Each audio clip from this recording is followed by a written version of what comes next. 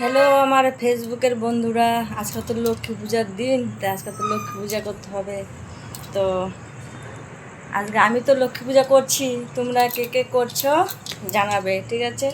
আজকে তো লক্ষ্মী পূজার দিন একটু সাজুগুজু করতে হয়, তাই আজকে লক্ষ্মী পূর্ণিমা, তো পূজা করি, লক্ষ্মী পূজা আজকে। তো পূজার দিন আজকে সবাই পুজো করবে, তা তোমরা কে কে পূজা করছো তা কমেন্ট করে জানাবে, ঠিক আছে? আমার পূজা এখনও হয়নি, তো এখন সন্ধ্যা লেগে গেছে, আর রাত 9টার সময় আমি পূজা করব, ঠিক আছে?